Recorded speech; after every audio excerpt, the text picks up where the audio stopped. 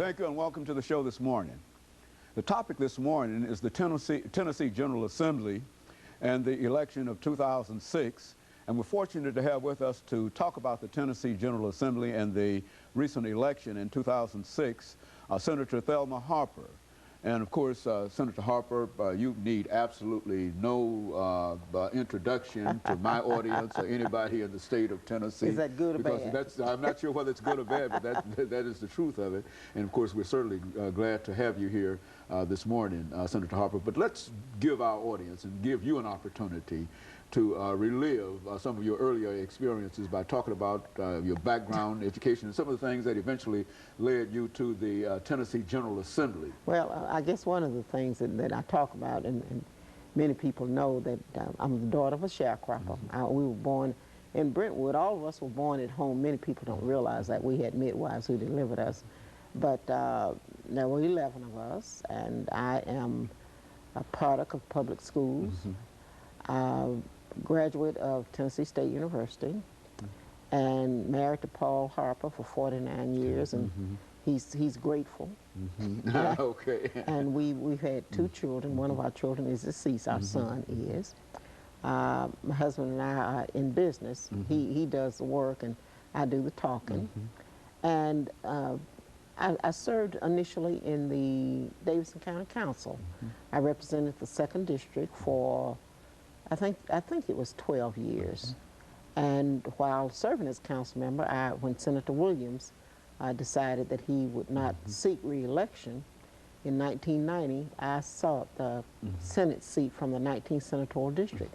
And I was successful, and I have had 4 successive terms. I was re-elected just recently to that seat again, and it's one of the greatest honors you can have, that people have the confidence in you to return you to office. Because I think when we look at what happened nationwide, that some people were not happy. Really disappointed. They were very disappointed, and that's the power that people have, and they don't realize. Power they have is the vote, and all they must do is just take some effort to go and vote and make their wishes known. Let me just say something else about that.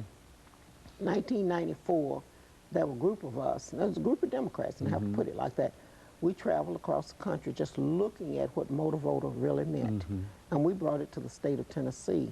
It was difficult for us to get that through, and what it meant was that we would have more than one day to vote, that people have 14 days to plan their lives so that they could vote early. And then the provisional votes were brought in, and it was to make it easy, because those are the kind of concerns we had heard from our constituents, that they couldn't stand in line all day and vote from 7 to 7.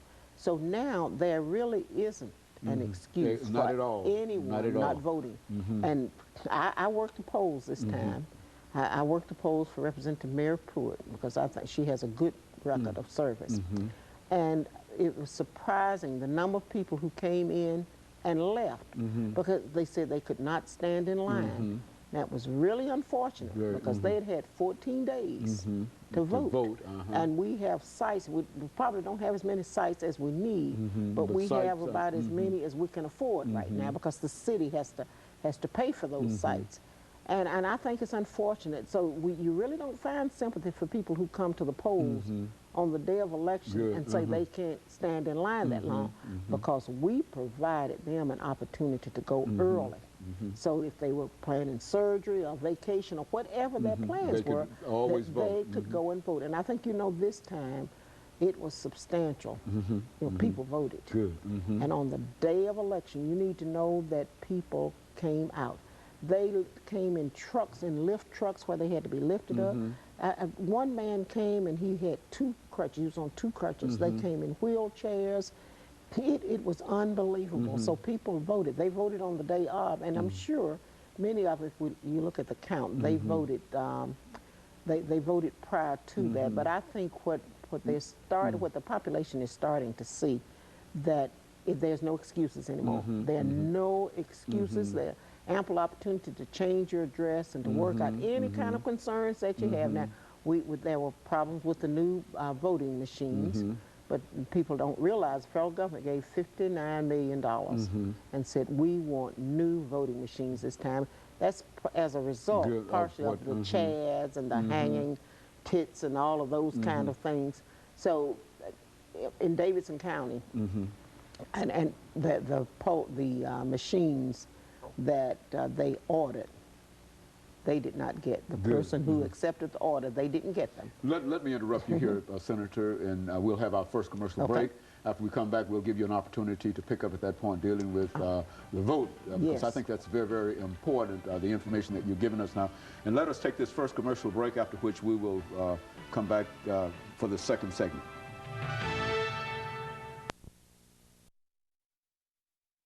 We're talking to Senator Harper.